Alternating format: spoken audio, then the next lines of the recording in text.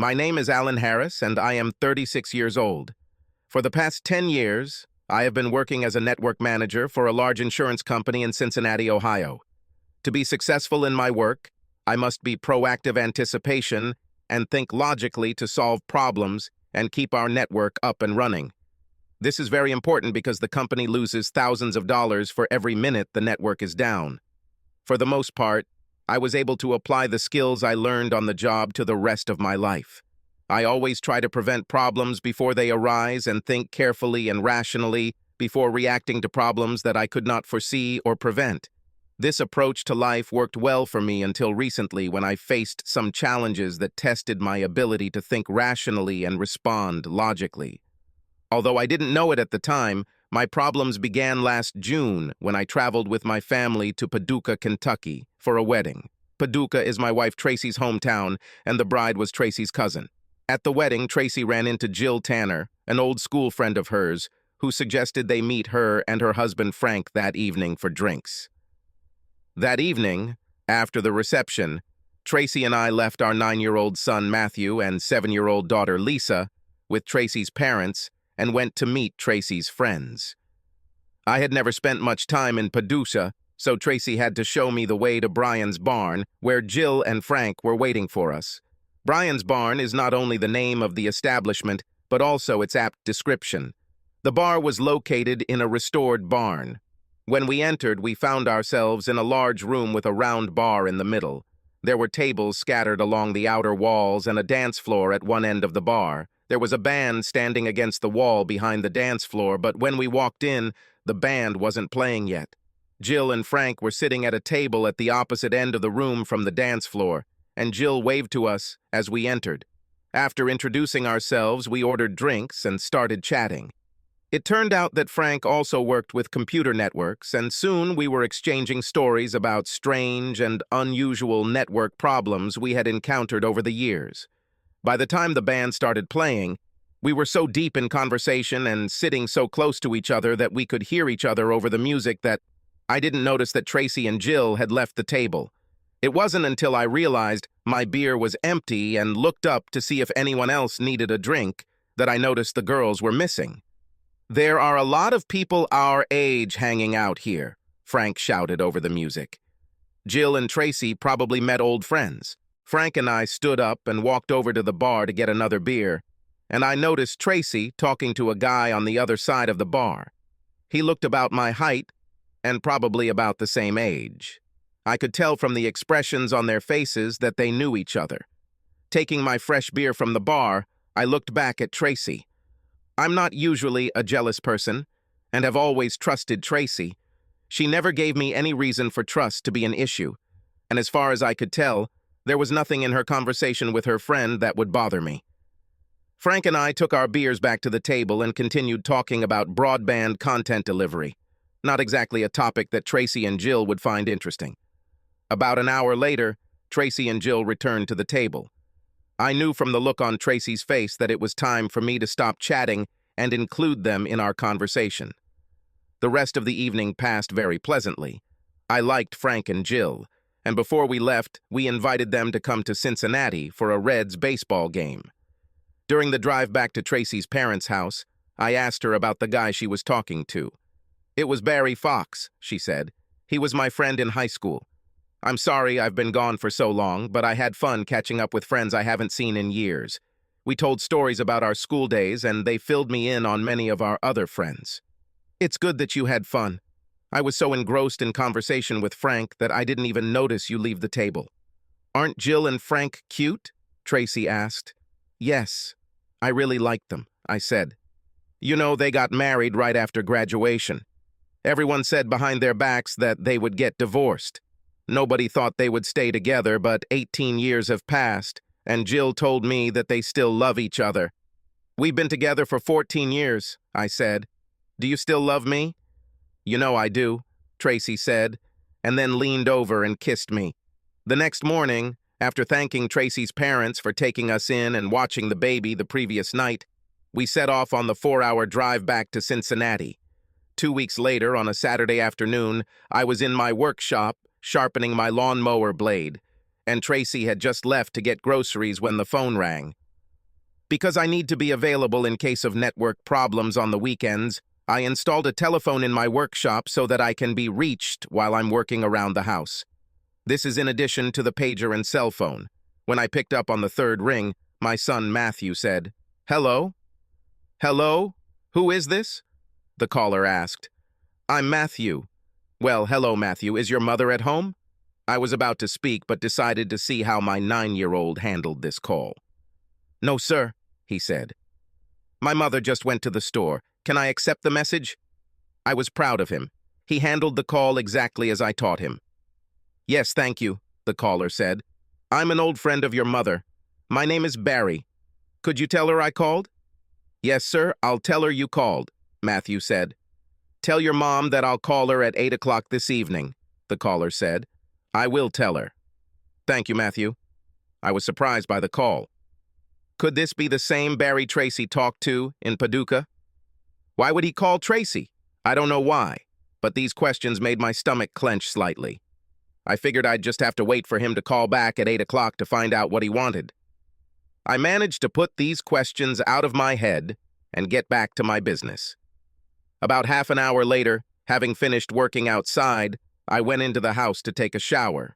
After taking a shower and seeing that Tracy wasn't home yet, I let my curiosity about Barry Fox get the better of me and did something I'd never done before. I went into Tracy's closet and found a box where she keeps personal items that have special meaning to her. I had no intention of invading her privacy. I just wanted to find her high school yearbook. I first saw her yearbook when we first moved in together during graduate school. It was in the same box, full of her personal belongings. She then told me that the things in the box predated our relationship and were important to her, and she would prefer that I not look at her things. But if I insisted, she would tell me what was in there. She said she wasn't trying to hide any secrets from me, just that these things were personal and confidential. I told her I didn't need to see them. After examining the contents of the box, I discovered a stack of letters that I had sent to Tracy the summer after we met. There was an invitation to our wedding, as well as every birthday, anniversary, Valentine's, and Mother's Day card I had ever given her. By the time I got to the bottom of the box, I felt really good. The only thing in the box that had nothing to do with our relationship was Tracy's school yearbook. That day, for the first time in 14 years of our marriage, I looked into the box. It gave me great comfort to know that her school yearbook was the only thing she kept before we met. I didn't expect her to get rid of her yearbook because I still had mine, but it was really nice to see that everything else that preceded our life together was gone. Opening the book, I turned to Tracy's graduation photo. At 17, she was a very beautiful girl, and in her face, I saw the woman I married. I slowly turned the pages, looking at the notes her friends had written. These were the same entries I would find in my own yearbook. "I will always remember how much fun we had in Mr. Sayers' class," or "I know we will always be friends." Then I turned the page to look for pictures of students whose last names began with the letter F and found Barry Fox there. Next to his photograph, Barry wrote a long note. Even though it was written 18 years ago, long before I knew Tracy, his note made me feel uneasy. "My dear Tracy," the note began, "I can't express how much you've meant to me these last 6 months. I'm so in love with you that sometimes I feel like I might explode.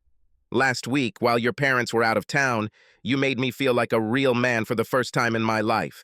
You are the only thing on my mind, and I know that I will love you for the rest of my life. I can't wait for summer so we can be together all the time." The note was signed, "Love always, Barry." I didn't have to read the note twice to understand what Barry had written. I had never thought about her previous lover or lovers before. Reading Barry's note made me anxious, but I knew it shouldn't be. And I felt guilty for invading Tracy's privacy and regretted reading Barry's note.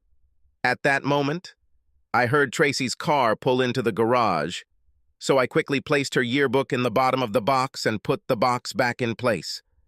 I made sure I didn't leave any evidence that I was invading Tracy's privacy and then went down to the garage to help her with the groceries. While we were putting away the groceries, Matthew came into the kitchen and I realized he was going to tell Tracy about the phone call from Barry. I quickly left the room so I wouldn't be around when Matthew gave Tracy the message from Barry. It was an instant decision. I originally planned to be there when she received the message to ask her why he was calling.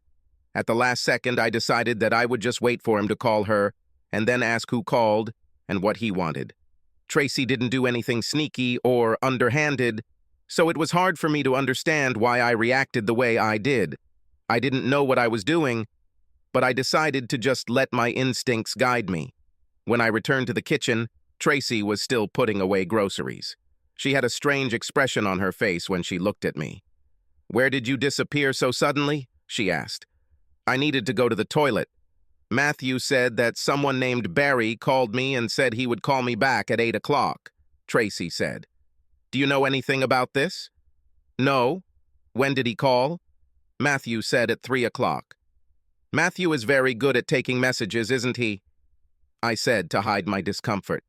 I was wondering if Matthew told his mother that Barry said he was an old friend of hers, or if she thought it might be some other person named Barry. I found it hard to believe that she didn't know it was her friend Barry calling.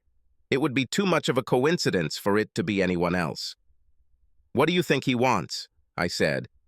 "Probably someone collecting money for charity or another one of those calls asking for a credit card," Tracy said. Tracy looked a little awkward when she said this, and I was becoming more and more tense by the minute. Tracy was honest with me about the phone message, but not completely. She didn't bother to admit that it was her friend Barry from Paducah who called. This made me change my plans. Now I wanted to hear that phone call when it happened. "Perhaps you're right," I said. "Lately, we have been receiving a lot of offers for credit cards." For the rest of the day, Tracy was silent and looked a little worried. That evening at dinner, she hardly looked at me and seemed to focus all her attention on Matthew and Lisa. I started to feel like I had done something wrong and Tracy was mad at me. But I knew that wasn't the case. At 7:30 p.m., I told Tracy that I had taken the lawnmower apart and was going to the shop to put it back together so I could mow the lawn on Sunday. A look of relief appeared on Tracy's face. I wasn't in the house when Barry called back at 8 o'clock. I guessed that Tracy was glad that I would be in the workshop when he called, not even suspecting that I was planning to listen to the call. It was 8:10 when the phone finally rang. I waited until the light on the phone turned on, indicating that the line was active, and then I picked up the handset and simultaneously pressed the mute button. "Hello? Tracy?" "Yes." "Hello, this is Barry. How are you?" "Hello, Barry. I'm fine. It's a surprise," Tracy said. "I hope it's nice," Barry said. Tracy didn't comment. "I just wanted to call and tell you how glad I was to see you after all these years," Barry said. "I was glad to see you too. When I got home and told Karen I saw you, she was angry that she missed you. She asked me to tell you to call her next time you're in Paducah. I wish Karen were there." "I'd love to see her," Tracy said. I started to feel better. The call seemed innocent enough. "I'm glad Karen wasn't there," Barry said. "I wouldn't be able to dance with you like that if my wife were there." "What? Dance?" Alarm bells started ringing in my head. "We shouldn't have danced like that." "My husband was on the other side of the room and could easily see us," Tracy said. "You didn't seem to mind at that moment." "I drank too much," Tracy said. I wondered what the hell they were doing on the dance floor. Tracy never even mentioned dancing that night. After that, the call turned into a regular conversation between friends. I didn't know what to think about what I heard, but I decided that no matter what happened that evening, I wouldn't let it become a problem. I thought the conversation was almost over when another surprise awaited me. "Tracy, my sales territory has changed, and now I will come to Cincinnati several times a year. I'm expecting to arrive in about 3 weeks, and I was wondering if I could take you to dinner when I'm in town," Barry said. Tracy was silent for a moment and then said, "I'm not sure Alan would be comfortable going to dinner with one of my old boyfriends." "One of your old boyfriends? I hope I wasn't just one of your old boys," Barry said. "Anyway, I wasn't planning on inviting your husband to come with us." "I can't go to dinner with you," Tracy said. "Why?"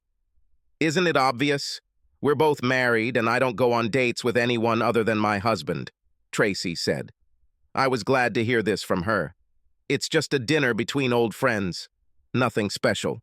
When we were talking in the barn, I got the feeling that you wanted more time to talk, Barry said. I really wanted to find out what happened to a few more of our old friends. Okay, then we'll have dinner, and I'll tell you about what's going on with all your old friends in Paducah. Just dinner and conversation? Tracy asked. This question alarmed me greatly. It sounded like Tracy was really considering her invitation. Yes, dinner and conversation. And then we'll see what happens next, Barry said. At that moment, I wanted to scream into the phone, but I didn't. I don't think that's a good idea, Tracy said. Listen, Tracy, I wouldn't have asked to meet you if your kiss hadn't told me that you shared my desire. Barry, do not say that. It was just a friendly kiss, so don't read anything like that into it. The knots in my stomach were getting tighter. Tracy seemed to resist Barry, but she wasn't firm enough to convince him or me that she wasn't interested in inviting him. I'll give you time to think about it and call you again when I know exactly when I'll be in Cincinnati, Barry said. No, you can't call me. Why? Alan will be suspicious of these calls, and I don't know how I will explain this to him. Well then, what is your number at work? I can't have you calling me at work. I felt like Tracy was completely blowing Barry off. She was basically telling him not to call her anymore. Can I send you an email? Asked Barry. Yes, it's better this way, Tracy said. I listened to her give him her email address and felt like I was going to throw up. Fine, look for my email next week. Tracy, you know that I still love you. Don't say that, Barry. This was the end of the conversation. I was so upset that I had to take a walk around the block to get some fresh air into my lungs and clear my head. As I began to reconsider what I had heard, I tried to find meaning in it. I just heard my wife's ex-lover ask her to have an affair with him. Tracy might like to believe it was just an invitation to dinner, but she had to know there was more to it than that. Barry said he would visit Cincinnati several times a year, which indicated, at least to me, that he was contemplating a long-term affair with my wife. This meant that if he failed to get Tracy into bed on the first visit, he would try again the next time. I tried to make sense of all this information but was too emotional to come to any conclusions. Every time I started thinking about what could happen, I got angry. I had to talk to myself, saying things like, if she sleeps with him, I'll throw her ass out on the street and beat the crap out of him. No rational thoughts, just emotions. And mostly it was anger. By the time I got home, I had calmed down enough that I felt in control enough to go into the house and meet Tracy without exploding. In the end, she still didn't do anything. I decided that I would spy on her email and wait to see if there was any real problem. Maybe after Barry sends her a letter, she'll have time to think about what's going on and tell him she won't see him. When I entered the house, Tracy looked at me cheerfully for a minute and then asked, "Where have you been? I went to your workshop, but you weren't there." I was restless, and it was a beautiful night, so I took a walk around the block. "Are you still uneasy?" Tracy asked. "I don't know, but what? If you want, let's walk around the block again, and this time, I'll go with you," Tracy said. I wasn't sure I wanted to be in a situation where I had to talk to Tracy. I don't think we should leave children at home alone. You're probably right. Without another word, I walked past Tracy into the living room. Having sat down, I turned on the TV, and for the next hour and a half, I didn't say a word. At 11 o'clock, I turned off the TV and went to bed. Tracy watched TV with me and, without saying a word, followed me to bed. I made a mental note that we both seemed lost in our own thoughts. In our bedroom, I undressed, put on the boxer shorts and t-shirt that I preferred to wear in the summer, and slipped into bed. When Tracy got into bed, I rolled over onto my side, facing away from her. I probably lay there for about 15 minutes, trying to fall asleep, but fragments of Tracy's conversation with Barry kept replaying in my head. Yes, dinner and conversation. And then we'll see what happens next, Barry said. At that moment, I wanted to scream into the phone, but I didn't. I don't think that's a good idea, Tracy said. Listen, Tracy, I wouldn't have asked to meet you if your kiss hadn't told me that you shared my desire. Barry, do not say that. It was just a friendly kiss, so don't read anything like that into it. The knots in my stomach were getting tighter. Tracy seemed to resist Barry, but she wasn't firm enough to convince him or me that she wasn't interested in inviting him. I'll give you time to think about it and call you again when I know exactly when I'll be in Cincinnati, Barry said. No, you can't call me. Why? Alan will be suspicious of these calls, and I don't know how I will explain this to him. Well then, what is your number at work? I can't have you calling me at work. I felt like Tracy was completely blowing Barry off. She was basically telling him not to call her anymore. Can I send you an email? Asked Barry. Yes, it's better this way, Tracy said. I listened to her give him her email address and felt like I was going to throw up. Fine, look for my email next week. Tracy, you know that I still love you. Don't say that, Barry. This was the end of the conversation. I was so upset that I had to take a walk around the block to get some fresh air into my lungs and clear my head. As I began to reconsider what I had heard, I tried to find meaning in it. I just heard my wife's ex-lover ask her to have an affair with him. Tracy might like to believe it was just an invitation to dinner, but she had to know there was more to it than that. Barry said he would visit Cincinnati several times a year, which indicated, at least to me, that he was contemplating a long-term affair with my wife. This meant that if he failed to get Tracy into bed on the first visit, he would try again the next time. I tried to make sense of all this information but was too emotional to come to any conclusions. Every time I started thinking about what could happen, I got angry. I had to talk to myself, saying things like, if she sleeps with him, I'll throw her ass out on the street and beat the crap out of him. No rational thoughts, just emotions. And mostly it was anger. By the time I got home, I had calmed down enough that I felt in control enough to go into the house and meet Tracy without exploding. In the end, she still didn't do anything. I decided that I would spy on her email and wait to see if there was any real problem. Maybe after Barry sends her a letter, she'll have time to think about what's going on and tell him she won't see him. When I entered the house, Tracy looked at me cheerfully for a minute and then asked, "Where have you been? I went to your workshop, but you weren't there. I was restless, and it was a beautiful night, so I took a walk around the block." "Are you still uneasy?" Tracy asked. "I don't know, but what? If you want, let's walk around the block again, and this time, I'll go with you," Tracy said. I wasn't sure I wanted to be in a situation where I had to talk to Tracy. I don't think we should leave children at home alone. You're probably right. Without another word, I walked past Tracy into the living room. Having sat down, I turned on the TV, and for the next hour and a half, I didn't say a word. At 11 o'clock, I turned off the TV and went to bed. Tracy watched TV with me and, without saying a word, followed me to bed. I made a mental note that we both seemed lost in our own thoughts. In our bedroom, I undressed, put on the boxer shorts and t-shirt that I preferred to wear in the summer, and slipped into bed. When Tracy got into bed, I rolled over onto my side, facing away from her. I probably lay there for about 15 minutes, trying to fall asleep, but fragments of Tracy's conversation with Barry kept replaying in my head. "I'm glad Karen wasn't there. I wouldn't have been able to dance with you like that if my wife had been there. Now I'll come to Cincinnati several times a year. I wasn't planning on inviting your husband to come with us." When Tracy asked, "Just dinner and conversation?" Barry replied, "Dinner and conversation. Then we'll see what else happens." "Listen, Tracy, I wouldn't have asked to meet you if your kiss hadn't told me that you shared my desire." All this was spinning in my head when I suddenly felt Tracy press it against my back. She reached her hand up and started playing with my hair. "Are you awake?" she asked. I almost didn't answer. "Yes." "Do you know how much I love you?" Tracy asked. This question made me so angry that I wanted to say, "As much as you love Barry?" But I didn't say that. "No, I really don't know," I said. I could tell by the way Tracy's body tensed that she wasn't expecting that answer. "How can you not know?" she asked. "Isn't it obvious to you that I love you more than anything in the world, with the possible exception of Matthew and Lisa?" With this revelation, I almost pounced on her. I wanted to say, If you love me so much, why did you kiss Barry that night?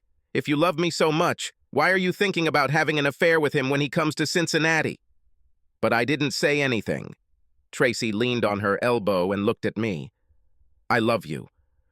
For the first time in my life, I was angry when I heard Tracy tell me she loved me. That night, I discovered that anger and excitement are an interesting combination. The next day at work, I hacked Tracy's email password, which wasn't very difficult. As a password, she used Matthew's initials and Lisa's date of birth. This was only the third password I've tried. I then installed MSN Instant Messaging on my work computer using Tracy's email address so that I would be notified every time she received an email. Unfortunately, I couldn't look at her email until I was sure it wasn't open. Luckily, Tracy only had access to email during the day using her computer at work. She didn't have a computer at home, and she never used mine. Tracy didn't really like computers and mostly only used email to communicate with friends around town. Even then, she didn't send or receive many messages. That first week, Tracy received 7 letters, 4 of which were from Sue Baxter. They used to work together, but now they communicate by email. They enjoyed sharing recipes, which is what they did this week. The other 3 notes also had no meaning. It wasn't until Tuesday of the following week that Tracy received her first note from Barry. It was about 2 o'clock in the afternoon, and I was talking to Tracy on the phone about how she wanted me to stop by the store on the way home. Suddenly, I heard a ping, and in the lower right corner of my screen, a small window appeared with the inscription, "You have received an email from foxmanxx.com." It was difficult to keep the pain I suddenly felt in my chest from showing in my voice as I continued to talk to Tracy. I waited until a few minutes past 5 o'clock and then called Tracy's work phone to make sure she had already finished her workday. Once I was sure Tracy had gone home, I opened her email account and found a note from Barry. I was afraid that she would read it and then erase it, but she didn't. "Hi, Tracy. Just wanted to let you know that I'll be in Cincinnati next Monday. I'll be staying at the Marriott downtown, and I'd love for you to have dinner with me. Love, Barry." I had to look in Tracy's sent mail folder to find the reply she sent him. Before I had time to open this note, my heart began to pound in my chest. I was scared of what I would find in her note, but I had to look. "Barry, I'd like to see you again, but only for dinner. I don't want you to expect more. Tracy." There was no comfort in this note for me. Although she told him that he shouldn't expect more than just dinner with her, she left open the possibility of more when she accepted his invitation. She also didn't tell Barry that there wouldn't be anything more than dinner. She only told him not to expect anything more than dinner. I'm sure Barry took that note as a positive response, just as I took it as a negative response. From that evening, the relationship between Tracy and I began to deteriorate. When I got home, I was angry at Tracy, but I couldn't tell her why, so I tried to pretend that everything was fine. It was obvious from Tracy that she had something on her mind that she wasn't going to share with me, so we were both very quiet. That night, Tracy tried to initiate physical relations, but I pretended to be asleep and did not respond to her. The next morning at breakfast, Tracy was silent, but I had the feeling that she wanted to tell me something, but did not say it. I grabbed my briefcase and headed for the door as soon as I finished eating. Usually, I didn't get ready for work for another hour, but this morning, I just wanted to get out of the house. I was surprised that Tracy didn't ask me why I was leaving so early. As I approached the door, Tracy began to speak. "I love you," but I closed the door behind me before she could say that. "I love you" is what Tracy has told me as I leave for work every morning since we got married. And that morning, I just didn't want to hear it. That day, Tracy did not call me at work, as she did almost every day. This was a sign to me that Tracy didn't think about me the same way she used to. By the end of that day, I saw that Tracy's email had received 4 notes, all from Barry. I waited until 5 o'clock again to check Tracy's email. The first note from Barry simply told Tracy that he had made dinner reservations for 7:30 Tuesday night and told her he would meet her at the Marriott bar at 7 o'clock. Tracy's response said she wasn't sure if she could come, which gave me some hope. "You have to come," Barry's next note read. "We have to find out if there's magic between us. If there's nothing there, at least we'll both know. Isn't it better to know than to guess, and then maybe regret that we never tried to find out? Please, come. Tracy replied, I will come, but you must understand that this is only dinner and nothing more. We are both married and should not look for any magic. Then Barry replied, Great, I'm really looking forward to meeting you. It will make coming to Cincinnati on business that much more worthwhile. I can't tell you how much this means to me. Tracy wrote back, I'm looking forward to meeting you too, but you have to remember what I said. Barry's last note read, Don't worry, I won't pressure you.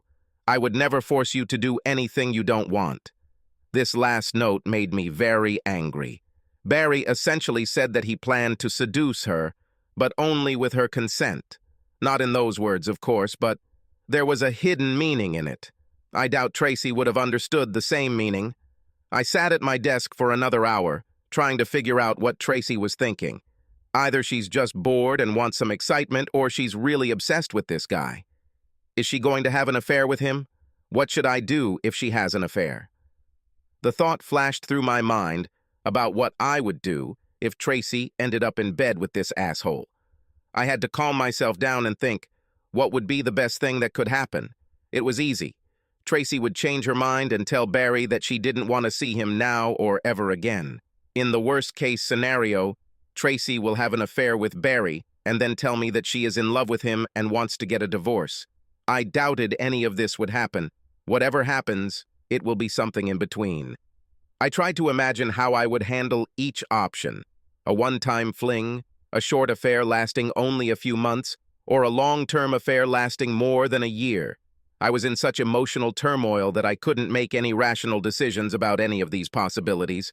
On the way home that evening, I decided to try to be very loving towards Tracy. Maybe I can convince her not to meet Barry at the Marriott on Tuesday. When I got home, I heard Tracy in the kitchen preparing dinner. I went into the kitchen with the thought of kissing Tracy and telling her I loved her. But when I walked into the kitchen, she turned away from me and didn't even notice my presence. I changed tactics and simply greeted her and walked out of the kitchen as she weakly greeted her back. At dinner, Tracy said almost nothing to me and didn't look at me when she spoke. However, she was talking to Matthew and Lisa and smiling at them, so her problem was directed at me. That evening, Tracy tried to initiate physical relations again after we went to bed. She waited until we were both in bed and the lights were off. I just turned away from her and said, I didn't feel well. There was no mood to have sex with her, knowing that she had a date with Barry. On Thursday morning, as I left the house to go to work, Tracy didn't even bother to tell me she loved me. A couple of days before, I didn't want to hear it, but now it really hurts me not to hear it. There were no more notes from Barry that day. I waited until 5 o'clock to see if Tracy had sent a note to Barry in hopes of canceling their date, but she hadn't sent him a note. On Thursday evening, everything was the same. Tracy couldn't look at me when she talked to me and tried to initiate physical contact again when we got into bed. I turned her down again, and she wanted to know what was wrong with me. She asked why I didn't want to have sex with her. For more than a week now, I've been getting the clear impression that I'm not as important to you as before, I said. You rarely talk to me, and when you do, you can't look at me. But as soon as we're in bed, you want me to make love to you. Well, I haven't been feeling any love lately, so I'm not giving it. When you're ready to talk and tell me what's going on between us, maybe then we can start having sex again. I waited for an answer from Tracy, but she simply turned away from me and remained silent. I don't think Tracy slept well that night because I didn't sleep much at all, and I could feel how restless she was. On Friday morning, Tracy stood in front of me as I was leaving the house, looked me in the eyes and said, I love you. I looked into her eyes for a minute. I really hope you love me, I said, and left. I spent the first 2 hours of Friday morning sitting in my office trying to decide what to do about the possible consequences of Tracy's date with Barry. My stomach was in knots, and my head was spinning. I spent a lot of time thinking about the problem, but making no progress. Then I started remembering all the cheating wife stories I had read online over the years. I remembered one theme that seemed to run through many of these stories. The husband found out that his wife was cheating on him or was going to cheat on him and did nothing, preferring to wait for evidence of her infidelity, which he could use against her to take revenge. I didn't want to think about revenge. I just wanted my marriage to be like it was before Barry Fox came along. Besides, how was I going to get proof that Tracy had sex with him? I was thinking about this in my head when I was suddenly pulled out of my thoughts by the phone ringing. It was one of my colleagues asking about a problem he was facing online. He told me that next week we would have problems with the network segment because our marketing team was about to launch online video streaming. He said that he believed that the high volume of traffic would cause an outage in this segment of the network, and he wanted to know what to do in this case.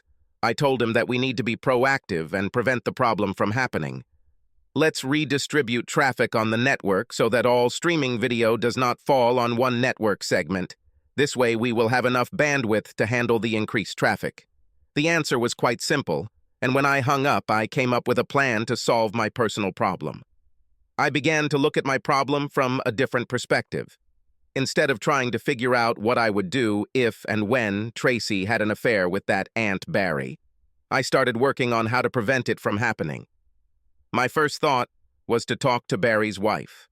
I thought I could ask her to call Tracy, and maybe that would make Tracy feel guilty about what she was doing. Another possibility was to simply tell Karen what her husband was up to and hope that she could stop Barry's plans. Instead of using the directory and trying to find Karen and Barry's home number, I decided to call someone who knew them. "Hello, Frank, Alan Harris. How are you?" "Hey, Alan, I'm fine. Glad to hear from you. How are you?" I didn't want to get into the real reason for my call right away, so I told Jill and Frank about our invitation to come with us to the game. "I was just looking at the sports page in the newspaper," I said. "I read about the Reds game yesterday and thought about you and Jill. I decided to call you and see if you are still thinking of coming to us for the weekend to watch the game." "Yes, we would really like to. We will probably only be able to come in August or September. I'll send you the home schedule so you know what weekend the Reds will be in town," I said. "This is amazing. Is it okay if we bring our son? I know he will enjoy watching the game." "Certainly. The invitation was for the whole family," I said.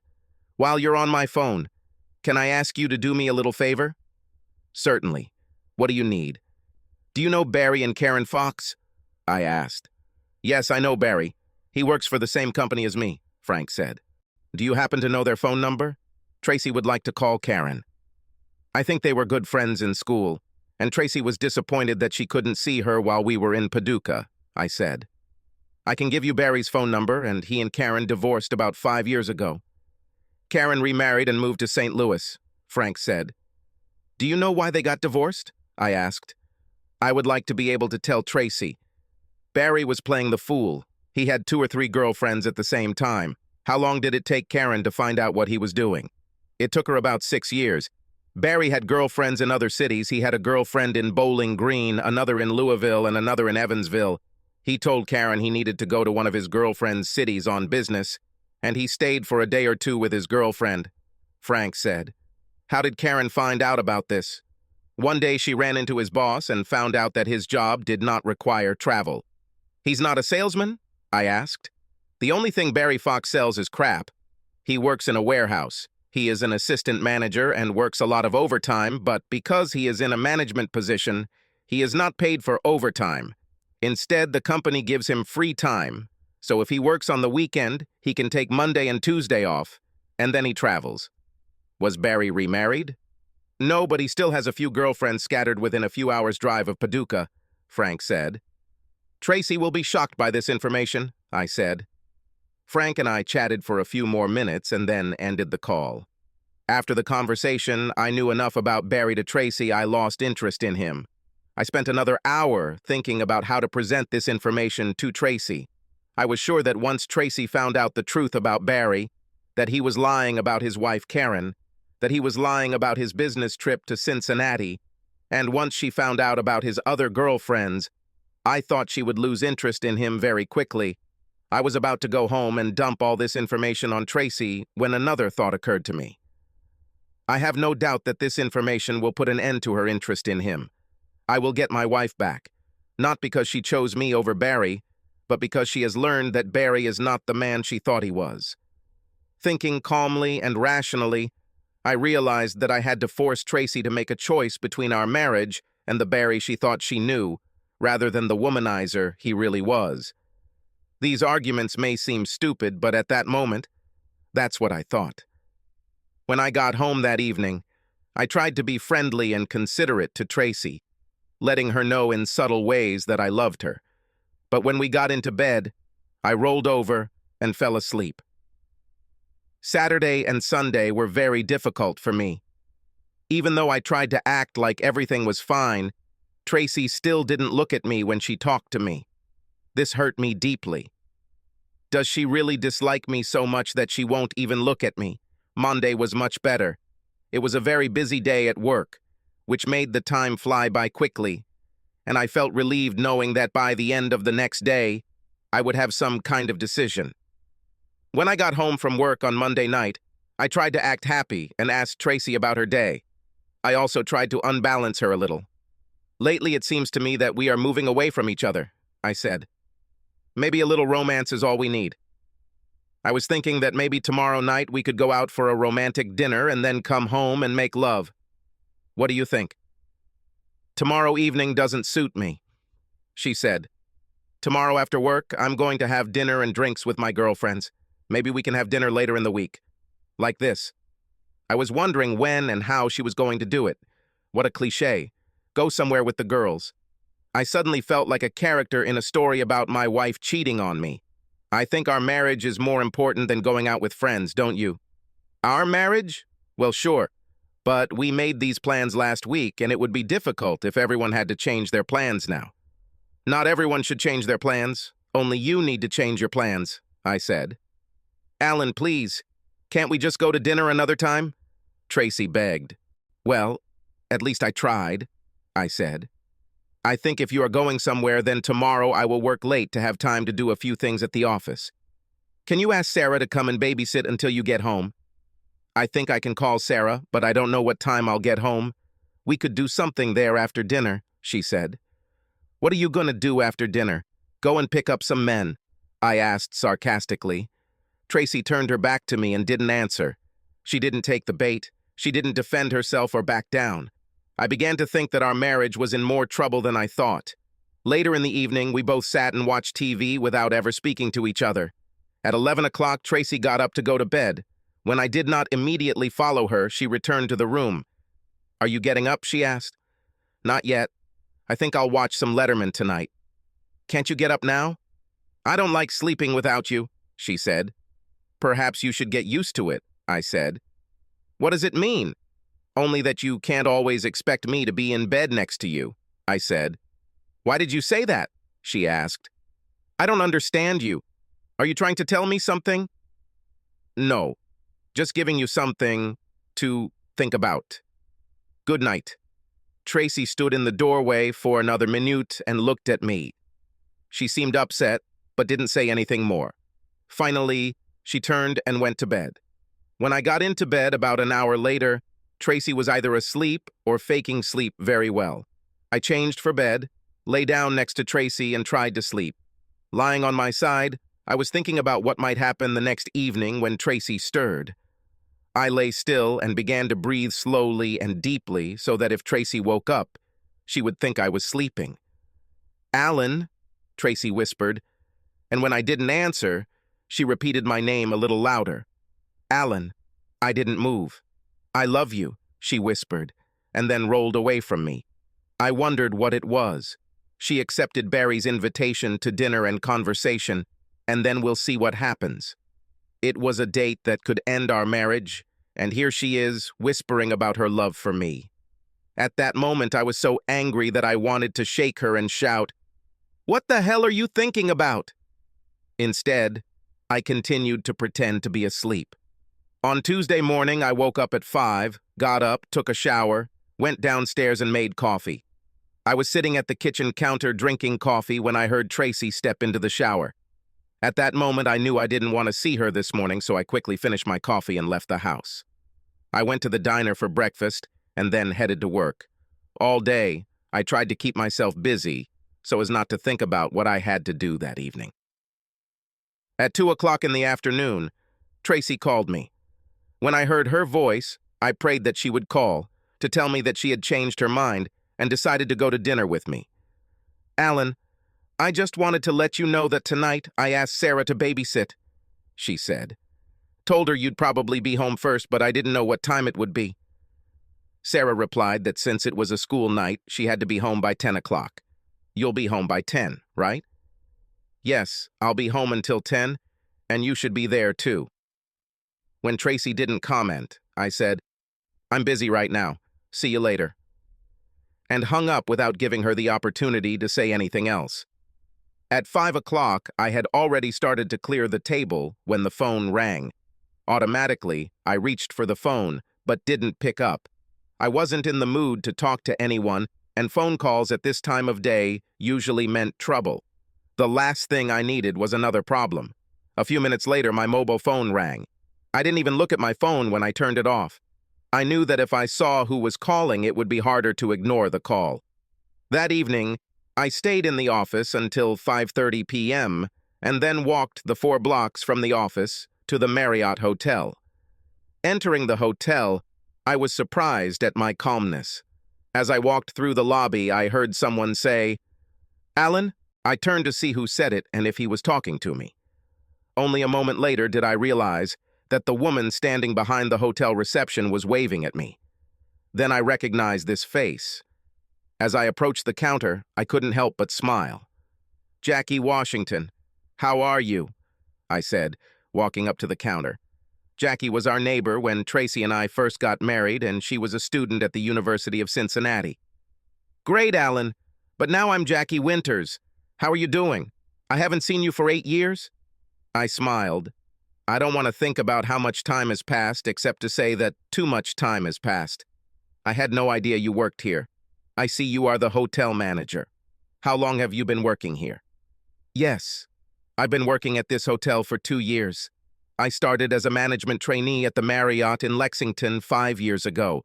I was the assistant manager there until I got promoted and transferred here," Jackie said. "I am impressed. You know, I work just 4 blocks from here. Maybe we can have lunch sometime?" I suggested. "I would love to, but I'm not sure my husband will appreciate it." "Trust me. I can understand that," I said. "Why don't you give me your home number? I'll call you and we can all go out to dinner sometime. I would like to meet the person who finally won your heart." As soon as I said that, I felt a pain in my chest, as I wondered if Tracy and I would still be together the next time I talked to Jackie. After writing her number on a piece of paper and handing it to me, Jackie asked, "How's Tracy?" "I think she's fine, but that remains to be seen," I said. "What's happened?" "We have a problem that I wouldn't like to talk about right now. I'm here today to see if I can fix it. I hope everything works out for you." "I know I shouldn't ask you this, but could you check something for me?" I asked. "What would you like me to check? Could you check if Barry Fox is registered here?" "What are you going to do with Mr. Fox if he's here?" asked Jackie. "Nothing, I just need to know if he's registered here." Jackie pressed a few buttons on her computer and looked at me. "Mr. Fox checked in about an hour ago," she said. "Thank you, Jackie. I hope someday you'll tell me what it was." "It depends on how everything turns out. If everything goes the way I hope, I will never talk about it to anyone. If things go badly, I might need someone to talk to," I said. Someone came over to talk to Jackie, and I said that I had to go and that I would call her to meet her for dinner. And then I walked towards the bar. I looked at my watch. It was 5:15 p.m. I had an hour and 45 minutes before Tracy was due to meet Barry. At the bar, I looked around to find a place where I could discreetly observe Tracy's arrival. I found what I was looking for at the back of the bar near the door leading to the lounges. There I could sit at the bar and watch the rest of the room, and if Tracy needed to go to the ladies' room, I could move around the corner of the bar and stay out of sight until the right moment. With that part of my plan decided, I took a walk outside the hotel to kill some more time and think about what I was going to say to Tracy later. I knew I wouldn't be able to memorize the speech, and the speech would probably be inappropriate, but I tried to make sure that all the points that I wanted to convey to the interlocutor were clearly written in my head. This way, I could let the conversation flow more naturally and prevent myself from getting tongue-tied if something unexpected happened. By 6 o'clock, I was starting to get nervous and decided I needed a drink to calm my nerves, but before returning to the bar, I called home on my cell phone. Sarah answered the phone on the second ring. "Hello, Sarah. This is Mr. Harris. I just wanted to check if everything was okay." "Everything is fine here," she said. "Did my wife by any chance tell you when she expects to return home this evening?" I asked. "No, but she knows that I have to leave by 10 o'clock. She looked great when she left. She was wearing a sexy little dress and her hair was beautifully styled. I hope I'll be like her when I get older." This was not what I wanted to hear. "You will, Sarah. I'll be home by 10. So, if Tracy wore a sexy little dress like Sarah said, I'm guessing she decided this date was going to be more than just dinner and conversation. At this point, I became an emotional mess. I was depressed and angry. My depression made me want to go somewhere and lie down, and I almost decided to just go home and go to bed, but my anger wouldn't let me do that. I wandered around the hotel for some time until I got my emotions under control. At 6:15, I sat down at the bar at the Marriott, ordered a bourbon and water, and prepared to wait. I was about halfway through my first drink when a man walked up to the bar next to me and ordered a draft beer. I didn't look at him until he took the beer and walked slowly around the bar. Then I watched him as he walked to a table in a dark corner of the room and then returned to the bar and engaged in a short conversation with the bartender, which ended with him handing the bartender $10 bill. A few minutes after this conversation, the bartender approached the table and hung a sign on it, "Reserved." At first, I didn't think anything of it, but when the man came up to the bar again and walked towards me, I recognized him. I only saw him once, but I knew it was Barry. So Barry was preparing everything to seduce my wife. What happened next would have been almost comical if I hadn't been so upset. Barry came and sat next to me and ordered another beer. After he took his first sip of the fresh beer, he turned to me. "It's a beautiful day, isn't it?" he asked. I wanted to hit him, but I didn't. "Yeah, it's a beautiful day, and it makes me wonder what the hell I'm doing here instead of enjoying the day outside." I could not believe it. Barry actually started making small talk with me. We talked about the Reds and their chances of winning the pennant. He told me that, being from Paducah, Kentucky, he was more of a St. Louis Cardinals fan, so we talked a little about the Cardinals' chances. At 6:45, Barry said, "I need to run to my room and get ready for the date. In 15 minutes, a hot thing will meet me. I usually like to let them wait a few minutes before I arrive. This usually makes them happier to see me when I show up. It was nice to chat." Barry stood up and left without introducing himself to me. At 7 o'clock in the evening, Tracy entered the bar. It was bad enough that she showed up at all, but still, she looked so beautiful. Sarah was right. Tracy was wearing a short black cocktail dress with black stockings, which I suspected were not pantyhose, thigh-high stockings. The top of the dress showed just enough cleavage to be sexy without being slutty. The little light in the room seemed to add shine to her long dark hair and make her face even more beautiful than usual. Seeing her in such an outfit for another man was extremely painful. I had to take a few deep breaths to calm down. Tracy looked around the room for a few minutes, then walked to the other side of the bar and spoke to the bartender. I saw him point his finger, and then Tracy walked over to the reserved table and sat down.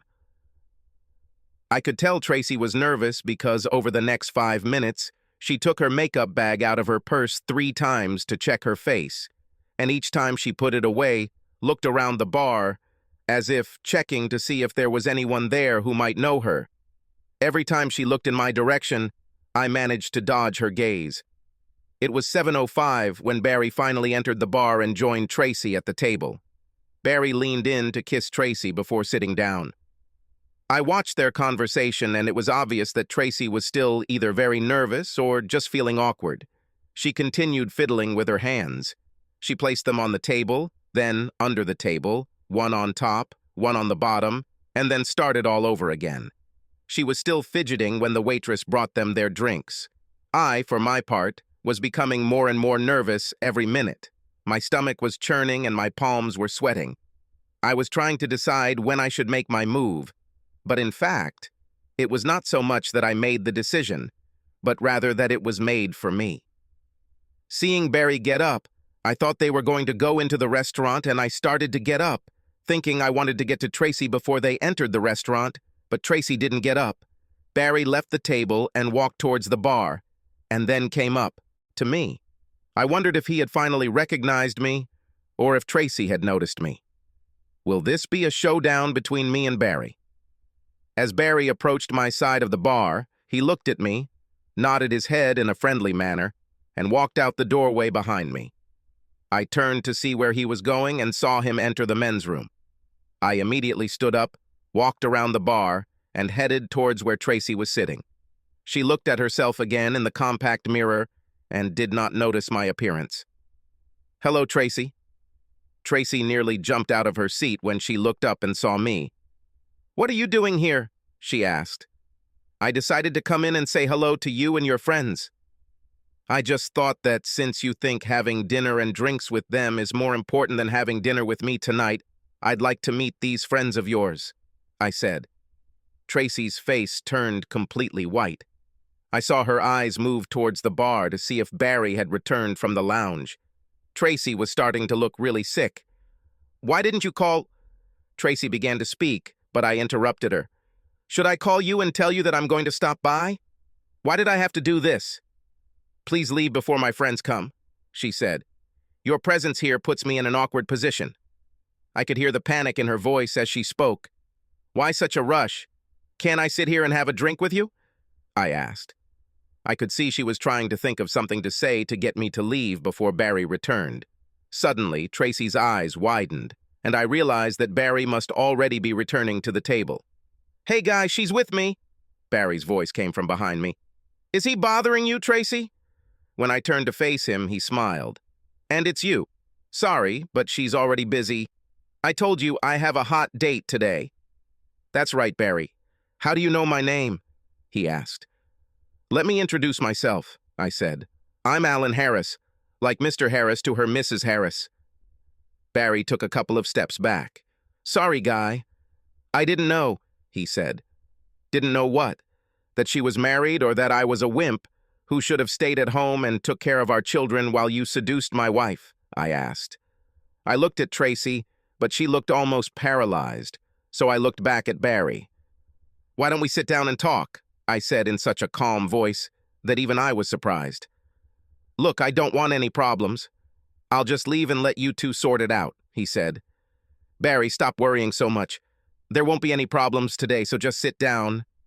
Barry sat down, and I took a chair from a nearby table, pulled it up, and sat down. Tracy finally tried to speak. "Alan, it's not what you think," she said. I put my finger to my lips to calm her down. "Tracy, I don't know what to think about this," I said. "I only know that it is not appropriate for a married woman to go on a date with her former lover." Tracy tried to speak again, but I raised my finger up again. "I know what you're saying is that it was just a dinner between two old friends. I just can't accept that explanation. If that were true, I would be invited to dinner with you two, and you wouldn't lie and say you were going out with your girlfriends.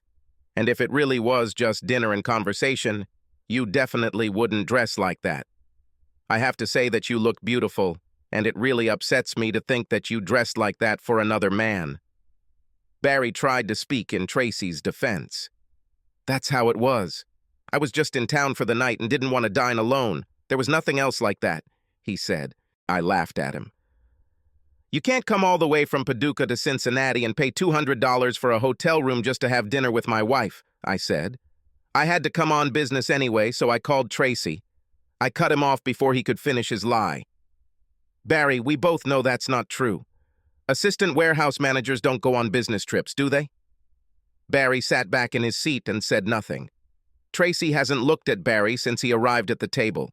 She looked either at me or at her hands.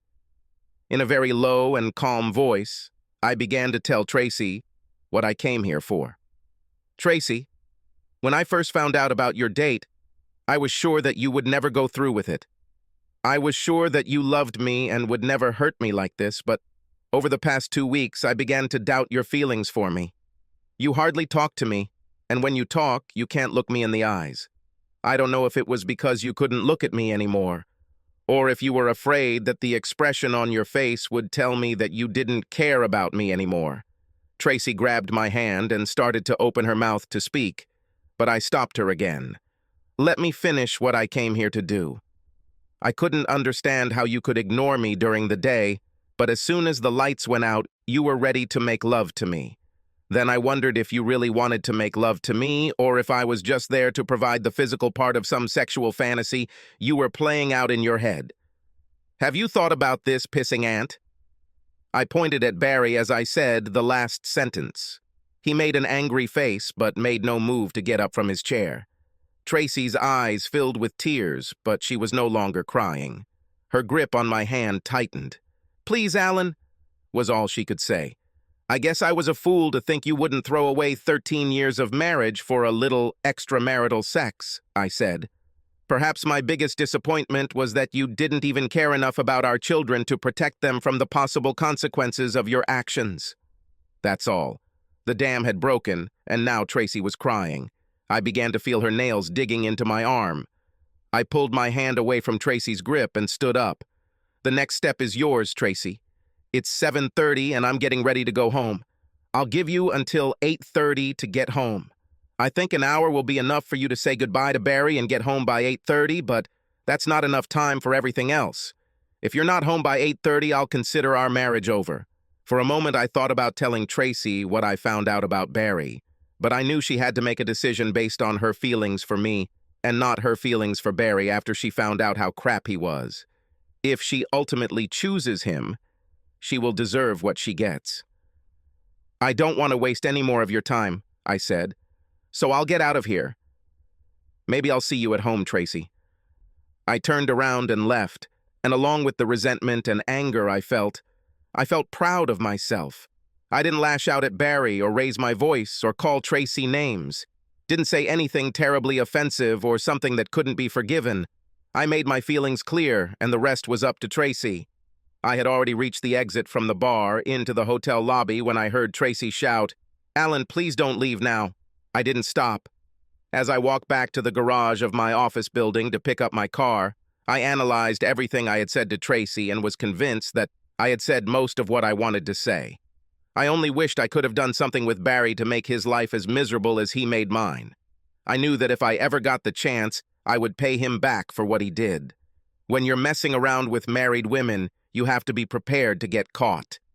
I drove home slowly with the windows open, trying to remain calm. I turned on the radio and tried to sing along to the songs so as not to think about Tracy and our marriage. The odds were 50-50 that Tracy would be home by 8:30, and I thought that was being generous. I arrived at the house at 10 minutes past 8. Sarah was surprised to see me so early, but when she saw the look on my face, she didn't ask any questions. After thanking her, I paid her, after which she went home. Taking the beer out of the refrigerator, I took it into the living room and sat down to wait. I turned on the TV, but the lame comedy shows playing at that hour only made my misery worse, so I turned it off. I sat and tried not to think about anything, but nothing worked. The closer it got to 8:30, the more worried I became. My palms were sweaty again and my stomach was cramping, but that didn't stop me from drinking a second bottle of beer. I was looking at the bottle of beer I was holding between my knees when I heard the grandfather clock in the dining room strike the half hour. Slowly standing up, I walked into the kitchen and poured the remaining beer from the bottle into the sink, leaving the empty bottle on the table. As I approached the entrance to the house, I looked out the window and didn't see Tracy. "Damn," I muttered to myself, then turned off all the lights and headed upstairs. I checked in with Matthew and Lisa before going to my room and getting dressed for bed. As I climbed into bed, I thought about how much my life would change from now on. I turned off the light on my bedside table and pretended that I really thought I could fall asleep. I had only been in bed for 5 minutes when I heard the front door open. I looked at my watch, although I already knew what time it was. She was 15 minutes late. What did this mean? Was it because she had such a hard time making the decision to return home rather than stay with him? Was it because she had to convince Barry that she would meet him another time, or because she, like me, was in no hurry to go home? I debated whether to go downstairs to talk to her or stay in bed and pretend to be asleep. It was only 8:45, and I knew she wouldn't believe I was going to bed so early. I waited a few more minutes, and when it became clear that she wasn't going to get up anytime soon, I got up and went to look for her. I needed to somehow resolve the situation this evening. Tracy was in the living room, sitting in the dark. I turned on the light as I walked past on my way to the kitchen. Taking 2 bottles of beer from the refrigerator, I returned to the living room. I handed one of the bottles to Tracy. When she looked at me, her eyes were red and her nose was running. I didn't say a word. I just went into the bathroom, grabbed a box of tissues, brought them back, and placed them on the coffee table in front of Tracy. "Thank you," Tracy said, almost in a whisper. "I think now it's your turn to talk and it's my turn to listen," I said as loudly as possible. Non-threatening tone. Tracy looked at me with her sad eyes. "Alan, I need you to do something for me before I try to explain all this to you," she said. "Why am I obligated to do you any favor?" "It's not a favor," she said. "I just need you to do it so you can believe what I tell you." I didn't like what she just said. "What do you want me to do?" I asked. "I tried to call you at your office at 5 o'clock today, but you didn't answer. And when I tried to call you on your cell phone, you didn't answer either," she said. "Are you saying that what happened tonight happened because I didn't answer my phone?" I asked incredulously. "In a way, yes," she said. "But for you to understand that, you have to listen to the voicemail I left for you when I called at 5 o'clock. Please listen to this message, and then I will tell you everything you want to know." I looked into Tracy's eyes to see where this was going. All I could see was that her eyes were begging me to do what she asked. When I got up to go to the phone, I remembered that at 5 o'clock they called me. But I did not answer, and shortly after that, my cell phone rang, but I turned it off without even looking at who called. So maybe she was telling the truth about the phone calls. But how could I not answer the call to absolve her of what she planned to do to Barry? I turned to look at Tracy before leaving the room. She looked at her hands and seemed not to notice anything around her. Her phone message couldn't possibly explain the way she dressed for her date with Barry. I picked up the kitchen phone and dialed the voicemail number, then entered my password. There were 3 messages for me. 2 were work-related and came after Tracy called at 5 o'clock. Here's the message Tracy left for me. "Alan, I thought you'd still be in the office. You said you were going to work late. Call me when you get this message. I'll try to reach you on your cell phone after I leave this message. I've been thinking a lot lately about what you were saying, and it occurred to me that I've been acting strangely towards you all this time. I didn't realize how stupid I was being until yesterday when you challenged me about going to the party tonight. Date with friends. After thinking about what you said, I decided that you are right. Our marriage is more important than an evening with friends. I wish I had thought of this earlier. I told you that my friends and I planned this evening last week, and I couldn't change anything. I decided that maybe you and I could compromise. I thought I could go out for drinks with the girls and then meet you at 8 o'clock at Anthony's for dinner. That way we could have a romantic dinner and come home to Sarah by 10 o'clock so I can show you how much I love you. I'll keep trying to call you, but if I don't hear from you by 8 o'clock, I'll just go home. I'm going home now to change into something sexy so you can't resist me." The only 2 words that came to mind were, "Holy crap." She dressed like that for me, not for him. We still had some issues to resolve, but the bottom line was that she chose me over Barry. The situation was beginning to emerge. I walked back into the living room and sat down on the couch next to Tracy, took her hands in mine, and just looked into her eyes. "I'm so sorry, Alan," she said. "I don't know what I was thinking when I agreed to meet Barry for dinner. I knew that you would never approve my meeting with him, and that should have been enough for me to tell him no. You have to believe me when I say that I had no intention of sleeping with him. I thought we'd have dinner, talk about old friends, maybe dance, and then I'd go home. I thought I had everything under control. I really hated lying to you, so I couldn't look at you when we talked. I was sure that you would see right through me. Did you really think Barry was only interested in talking to you? No, and that's probably why I wanted to see him. I didn't want to have sex with him, but I guess I liked the idea that he wanted me. I had a few more questions I wanted to ask Tracy, but at that moment I really wanted to make love to her and tell her everything would be okay. I put my hands on either side of her face, pulled her towards me, and kissed her. Tracy answered. I stood up, took her hand, and said, "Let's go to bed and salvage what we can from our romantic evening." Earlier in the evening, you mentioned that I didn't talk to you, but wanted sex when we got into bed. I just want you to know that I didn't have any fantasies. I tried to show you that I love you. It was hard for me to look at you when we talked, because I was afraid that you would see that I was hiding something from you. So I thought that in the dark, I could show you my feelings, without looking into your eyes. Now I just want to make sure you know that I love you, and that I didn't lie when I said I never intended to have sex with Barry.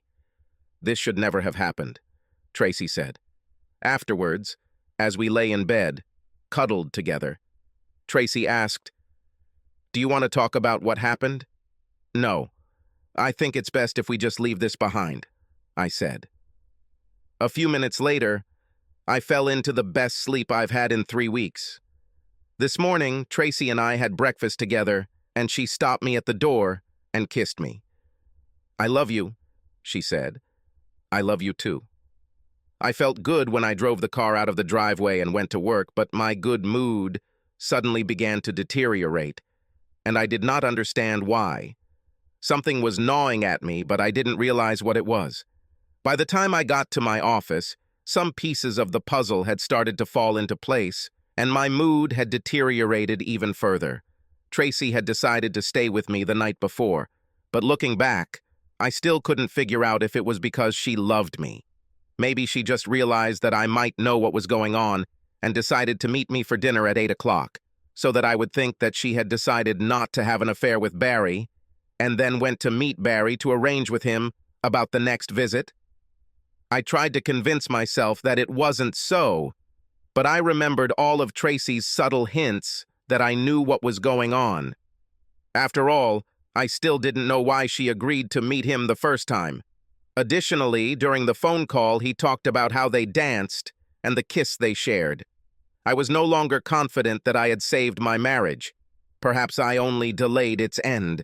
I was sitting at my desk trying to do some work when a small window appeared in the lower right corner with a message from foxmanxxx.com. It was 10:30 a.m., so I waited until lunch and then opened Tracy's email. I no longer had the patience to wait until 5 o'clock to find out what was in the note and see if Tracy responded to it.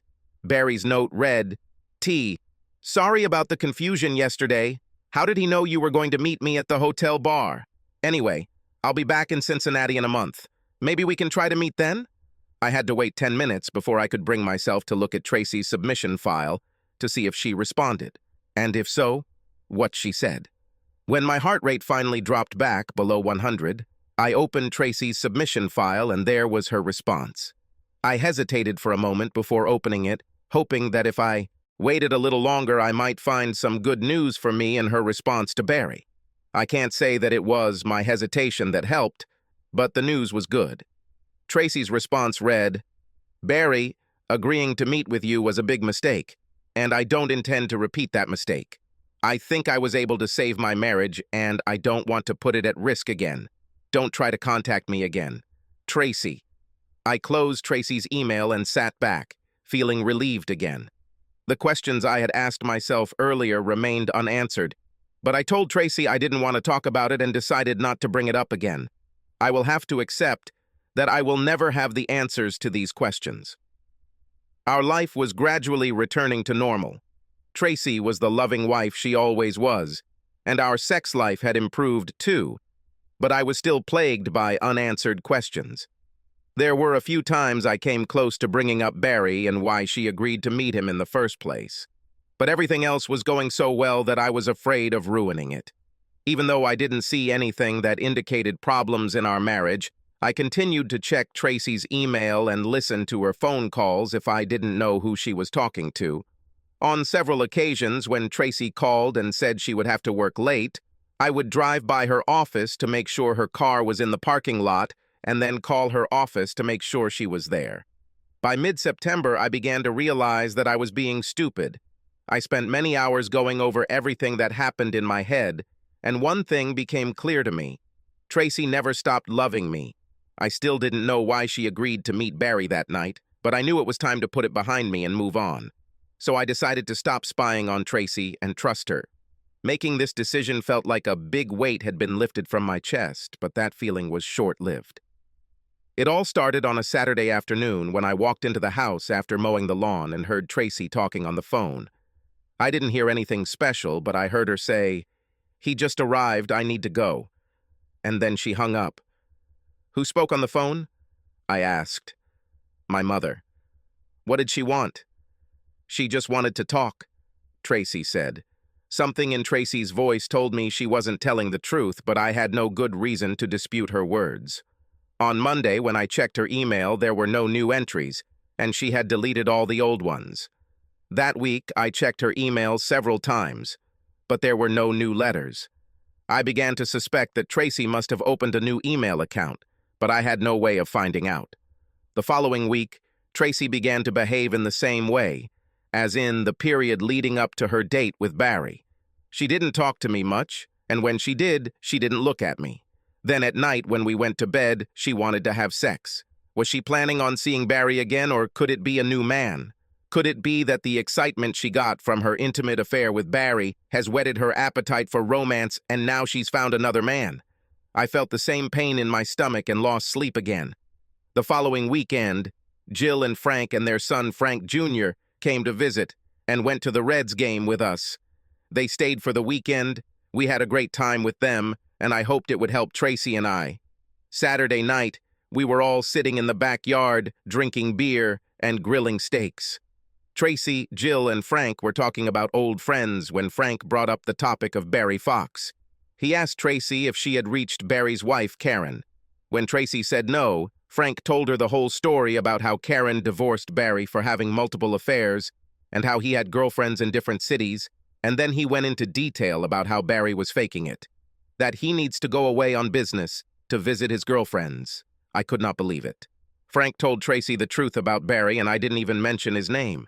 I thought that if Tracy was thinking about getting back together with Barry, maybe she'd change her mind after hearing this story about Barry from Frank. Now she had to find out what kind of person he really was. Tracy's expression didn't change, so I couldn't tell how the news affected her. She didn't ask any questions, so I couldn't figure out what she was thinking. Did this upset her, or did she not care anymore? Although I didn't know how she felt about the news, I was glad Frank brought it up. The situation was resolved in October. My birthday is October 11th, which falls on the second Friday of the month.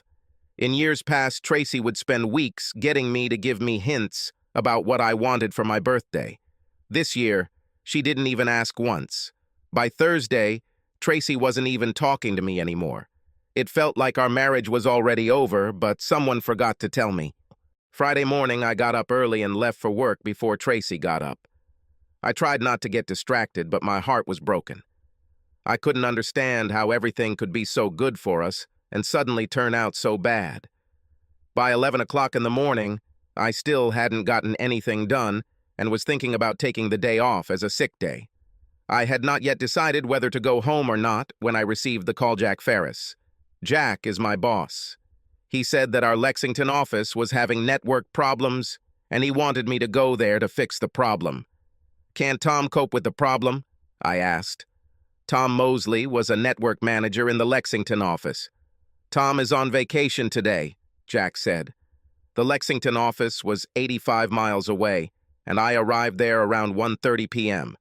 When I walked in the door, they told me they had just restored the network. I was a little pissed off that I had come all the way to Lexington for nothing. Apparently, Tom Mosley called from home and was able to fix the problem over the phone. Brian Cadwell, the office manager, apologized for the inconvenience. and then invited me to go across the street to Starbucks for a cup of coffee before heading back to Cincinnati. I returned to my office at 4:15 p.m. There were 2 report requests on my desk with a note from Jack asking me to collect the data for the reports and complete them before I went home. I was upset that he assigned me this late Friday night after sending me to Lexington. It will take me 2 hours to collect the necessary data and complete the reports. To hell, I told myself. I had nowhere to go anyway, and the idea of rushing home to a wife who wouldn't even talk to me wasn't very appealing, so having something to occupy my time was something of a blessing. I was about to start working on my reports when I saw the message light on my phone blink. When I dialed the voicemail number, I received one message. A message was left for me at 1:30 that day, and was from Tracy. "Alan, I'm going out with some girls from work tonight. I might be late, so don't wait for me. I asked Sarah to come over before you get home, but don't be late." With girls? Who is she trying to fool? Then I thought that maybe she wasn't trying to deceive me. Maybe she's made it clear that she has something going on and doesn't care if I know about it. I picked up the phone and called Tracy's office, but they told me that Tracy had already left for the day. After calling home, Sarah answered the phone and said that Tracy had already left. "Did she say where she was going?" I asked. "No." "How was she dressed?" "She was wearing jeans and a sweater," Sarah said. This didn't tell me anything. I called Tracy's cell phone, but she didn't answer. Then I left her a message asking her to call me, but I didn't have much hope that she would call. I wondered if there was any meaning to Tracy doing this to me on my birthday. This time, there was nothing I could do to stop her.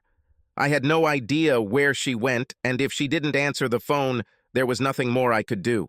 It occurred to me that maybe I shouldn't have interfered with Tracy when she was on a date with Barry. If I had just let her go, the death of our marriage would have been behind us, and instead of going through that pain again, I would have already started rebuilding my life. I tried to put it all out of my head and started collecting data for reports. At 6:15, I was finishing up my second report when my phone rang. "Alan?" "Yes." "This is Jackie Winters." "Hi, Jackie. How are you?" I asked. "Alan, I don't know what's going on, and maybe it's none of my business, but I thought I should try to get through to you." The tone of Jackie's voice alarmed me. "Jackie, what happened?" I asked. I was getting ready to go home at 5:30 and was standing in my office when I saw Tracy go into the hotel and check in. "Did you know she rents a room here for the night?" asked Jackie. "No, I didn't know. Is the number in her name?" I asked. "Yes." And she left a note for someone on the table. "Can you tell me who the note was for and what was written in it?" I asked. "You always seem to ask me for information that I shouldn't give you. Why don't you just come? We'll talk when you arrive." "Thank you, Jackie. I'll be there in a few minutes." I quickly finished the second report, put both reports in internal mail, and sent them to Jack. I then took the 10-minute walk to the Marriott Hotel. When I walked up to the front desk, I asked for Jackie Winters, and about 2 minutes later, she came out of the office. Jackie led me to the sofa in the hall, and we sat down. "I'm sorry that I have to be the one to tell you this," she said. "You have to promise me that you won't do anything stupid. I just need to know who she left the note for, and then I need to talk to her."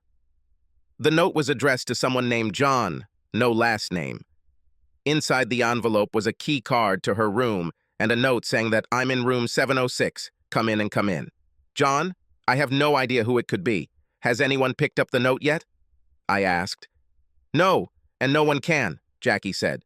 "The note is in my pocket. I'm going to give you the key card to room 706 so you can go up and talk to Tracy before this John guy shows up. I instructed the receptionist to call the room if he shows up while you're talking to Tracy. Now you have to promise not to do anything stupid. Remember, I'm taking a risk by giving you the key to her room, and if there's a problem, I could lose my job. Jackie, I promise I won't do anything that will get you in trouble. I just need to talk to Tracy and see if I can stop her from doing what she's up to," I said. "Thank you, Jackie. I am very grateful to you for this, and will not forget that you helped me." I took the key card from Jackie and headed towards the elevators. The ride to the 7th floor was the longest, shortest, or should I say shortest of any long elevator ride I've ever been on. Part of me wanted to get to Tracy's room as quickly as possible and end this confrontation. But another part of me was dreading this confrontation because I was afraid that this meeting could very well mean the end of our marriage. When I approached the door at 7:06, I stopped for a minute and listened. I heard the sound of the TV, but nothing else.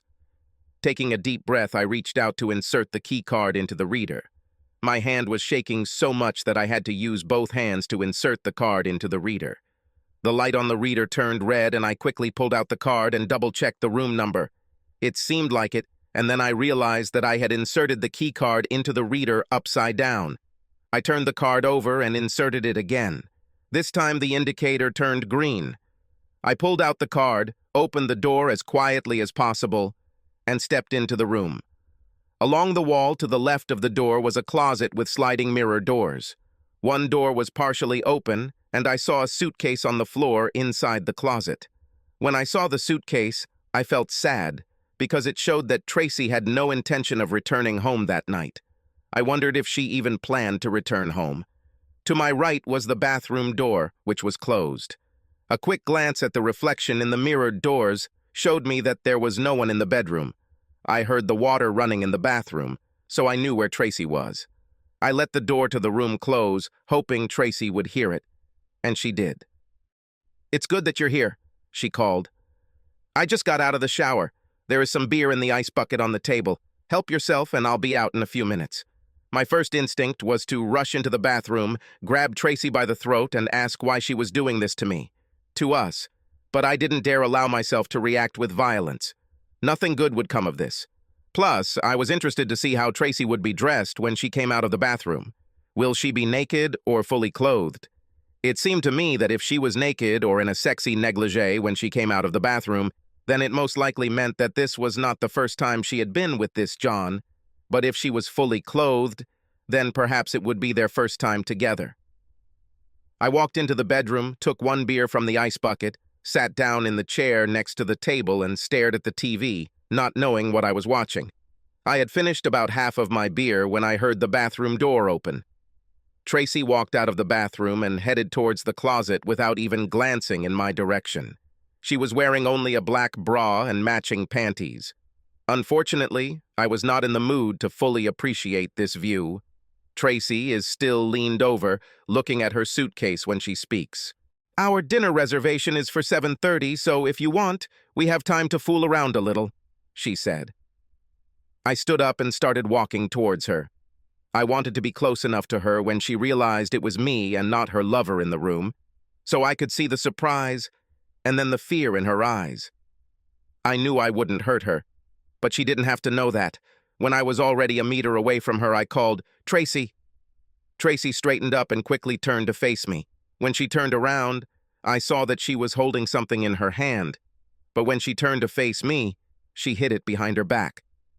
Taking another step forward, I looked into her eyes. I waited for her face to show the fear I knew she must have felt at that moment, but instead of showing fear, Tracy smiled at me. I wasn't ready for this and couldn't speak, wondering what it might mean. Did Tracy really care that I caught her? She had to know that I would never hit her, and now she was going to humiliate me by confronting me with the fact that she was waiting for another man in a hotel room. She didn't even seem interested in how I knew she would be there. Alan. I hoped that, after a few seconds, her initial reaction would change. But this did not happen. She just continued to smile at me. I couldn't believe how calmly she handled the situation. She never broke eye contact with me, and I still couldn't find the words to express my hurt. I tried to think of something I could say that would give me an edge in this confrontation, but before I could think of anything, Tracy surprised me again. She took her hand from behind her back and handed me a large blue envelope with my name printed on it in large letters. I stood and looked at Tracy in mute silence, unable to utter a word. "Happy birthday, darling," Tracy said, and kissed me tenderly on the lips. Suddenly, my legs became weak and I had to walk backwards to the bed and sit down. "What is this?" I stammered. "What's going on here?" "There are actually two things going on here." Tracy said. "First of all, this is your punishment for spying on me, listening to my phone calls, reading my email, and generally not trusting me. Secondly, and most importantly, this is a surprise for your birthday, and I bet you're really surprised. I don't know what to say. Wait a minute. This is your idea of revenge. I spied on you for a bit, and you decided to get revenge by having an affair with some guy named John on my birthday," I asked. "Who is John?" Tracy asked. "You left a note for a guy named John at the front desk with the room number and key. So don't try to pretend to be innocent." "Who the hell is John?" I said. "I don't know who John is," she said. "Are you trying to tell me that you didn't arrange to meet some guy here tonight?" I asked. "No, I'm not trying to tell you that. You are right. I actually agreed to meet a guy here tonight. I agreed to meet the man I love, the most important man in my life," she said. I started to feel dizzy. Did she put something in my beer? I really didn't think she could do something like that.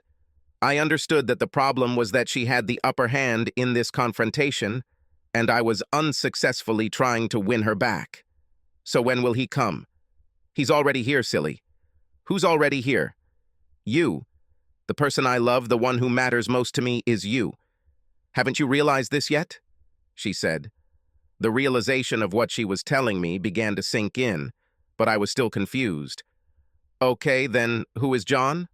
I asked again. "There is no John. John is just the name Jackie wrote on the envelope from me," Tracy said. "Was Jackie involved in this too?" "I needed someone to get you to come here without giving away what I was up to," she said.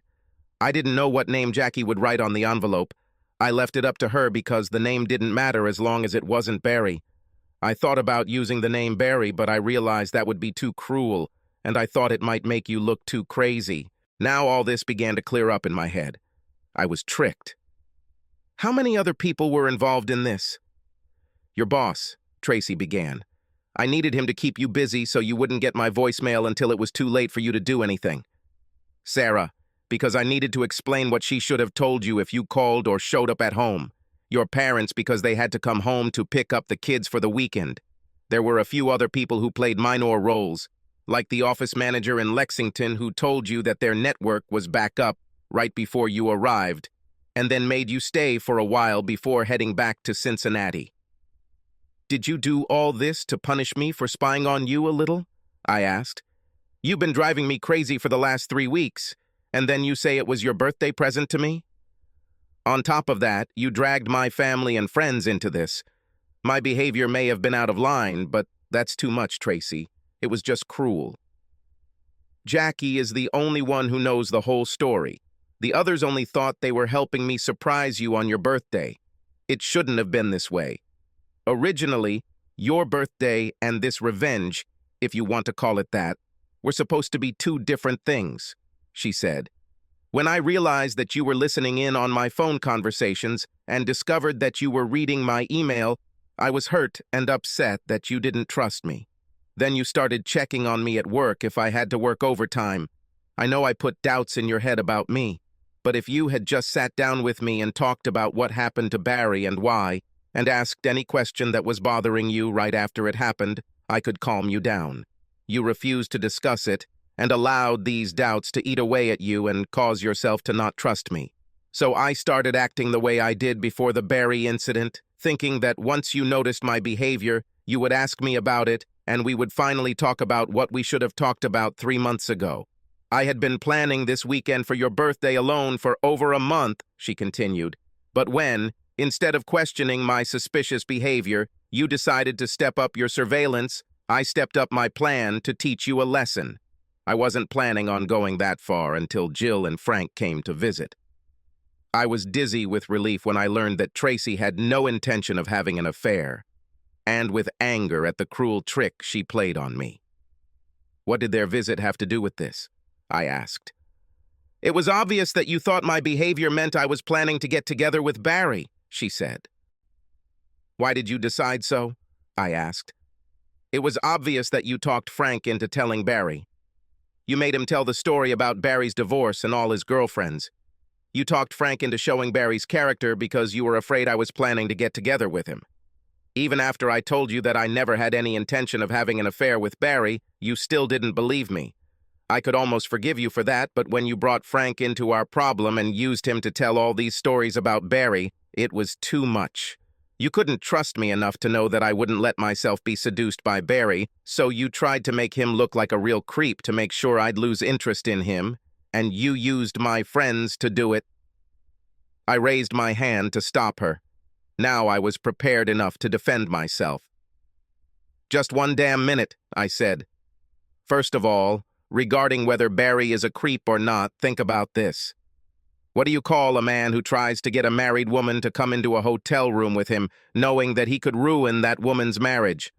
I'd call him a scumbag, wouldn't you? It makes me wonder what you were thinking. You knew he was married, and you agreed to meet him that evening anyway. I saw Tracy's expression change as she thought about it. Second, and more important, I said, I didn't ask Frank to tell you about Barry. Frank knows nothing about what happened that evening. Then why did he talk about it? Back in June, when I was trying to figure out a way to stop you from meeting Barry when he came to town, I said, I called Frank and asked if he knew Barry's phone number. Then I told him that you wanted to call his wife Karen because you missed her when we were in Paducah. I was planning on calling Karen and telling her that Barry tried to get you to meet him at the hotel. Thought she could put an end to this. Then Frank told me that Karen had divorced him and why. And then he told me that Barry had girlfriends in different cities and that he pretended to be traveling on business to visit these women. Frank only brought this up because I told him you were interested in getting in touch with Karen. Tracy's eyes grew even larger. Why didn't you tell me all this before I met Barry that evening? She asked. I wanted you to decide what you would do based on your feelings for me, I said. I didn't want you to stay just because you found out at the last minute that Barry was in fact just an asshole. Tracy came and sat next to me on the bed and ran her fingers through my hair. Let's do it now, she said.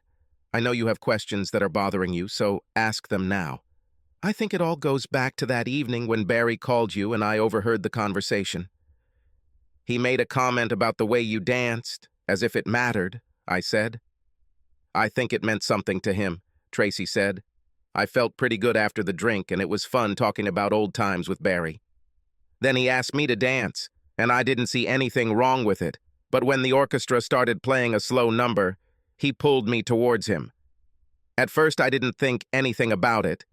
He began to allow himself too much. I stopped him, but did not push him away from me when we continued the dance.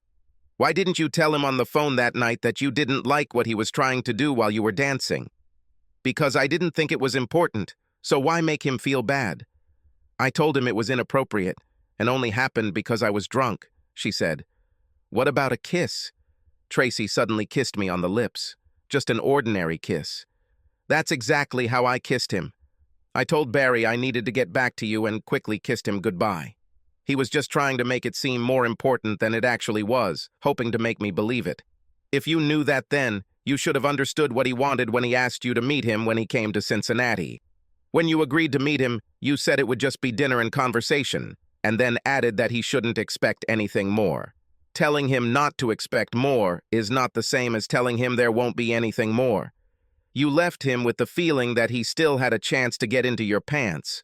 Why did you do this? I asked. Why did you agree to meet him? I don't know why it was so important to me. Of course, I knew what he wanted, and I was flattered that he was interested in me, but not enough to start an affair with him. Barry was my first, and for most of that time, we were sexually intimate. The sex was exciting because it was new to me, but Barry was a narcissistic egomaniac. And by the end of the summer, I realized I didn't love him and broke up with him. Barry kept saying that I would get back to him and that the breakup was temporary. He told me that I would always want him sexually because he was my first lover and women never forget their first lover. In one of his emails, Barry said that we should check if there is some kind of magic between us. I felt that he challenged me. He said that if we were together, I would not be able to resist him. The way he said we'd have dinner and talk and then see what happens made me want to show him he was wrong about me. I wanted to show him that there is no magic between us. I wanted to show him that I could spend the evening with him and not go to bed with him. I guess I was so focused on the need to prove him wrong that I forgot about what was most important in my life, about you and the children. I started to ask another question, but Tracy stopped me. It's 7:15, and we have dinner booked for 7:30, and you still need to change. We can continue this conversation later. Okay, but what should I change into? My loving husband? I already am, but I didn't bring a change of clothes with me. After all, I didn't know I should have, I said. I brought clothes for you. She's in the closet. Hurry up and get ready. I quickly washed my face and put on gray trousers with a dark blazer. When I came out of the bathroom, Tracy was talking on the phone. Yes, we are going to dinner. Thank you very much for your help, she said. Who was that? I just wanted to call Jackie and tell her everything went well. It worked out, didn't it? I guess so, but I still think your trick on me was too cruel, I said. Perhaps you are right, and I am very sorry. If I had known you didn't put Frank up to telling those stories about Barry, I would have made sure to end it last week. Tracy kissed me, and then we headed to the elevator. Tracy spoke as we walked. I am serious about answering all your questions about what happened. I just hope you learned a lesson from this. If you think something is wrong, talk to me about it. You understand that if you had told me that you heard that first phone call, then everything would have ended there. This doesn't mean it's all your fault, but the fact that you have this information and don't act on it surprises me. You are usually very proactive. In hindsight, I realized she was right, but you're right, I said. I should have acted immediately, but the situation was so emotionally charged that I had trouble thinking clearly. The point is that, regardless of the reasons, you should not have agreed to meet him that evening. As we exited the elevator into the lobby, I stopped Tracy, put my hands on her shoulders, and turned her to face me. We both screwed up big time. Let's leave this in the past now, I said. Tracy didn't say anything. She just took my hand and we started walking towards the restaurant. Tracy suddenly stopped and pulled me in the other direction. We may be a few minutes late. In one of the meeting rooms down the hall, there's something I'd like you to see, she said. For example, this is a special sale on golf equipment. I thought you might find something there that I could give you for your birthday to make up for the lousy trick I pulled on you. We walked down the hallway to the room Tracy was looking for, but the door was closed. Looks like we're late, I said. I hear that there are people there. Try to open the door, Tracy said. The door wasn't locked, and as soon as it opened, Tracy pushed me through the door into the room. I thought she was crazy, and when I turned to look at her, I realized there were a lot of people in the room. Before I realized what was happening, I heard a loud chorus, "Surprise! Happy birthday!" I was stunned. I looked around the room and saw my parents, Tracy's parents, Matthew and Lisa, Jackie and her husband, my boss, and a few of our friends. When I looked back at Tracy, she was smiling brightly. She kissed me and said, "Happy birthday, dear." I spent the next 20 minutes walking around the room, greeting my friends, thanking them for coming, and agreeing with them that I was lucky to have a wife like Tracy. When we finally sat down at the table with Matthew and Lisa and our parents, my father raised his glass of wine and said, "Happy birthday, son." And everyone at the table touched their glasses together, even Matthew and Lisa, and then drank.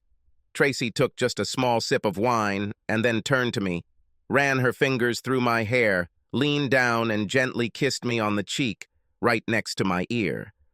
"I hope you know how much I love you," she whispered. "I have another surprise for you. I am pregnant." I turned to look at her beaming face. "Is it true?" I asked. Tracy just nodded her head. I took her face in my hands and kissed her deeply on the lips. "I take it you are happy?" she asked. "This is a much better gift than those golf clubs. Subscribe to our channel so that your second chaff doesn't cheat on you, and go ahead and listen to the next story, because this story is nothing compared to the next one. If you're under 18, don't even think about listening to the next one.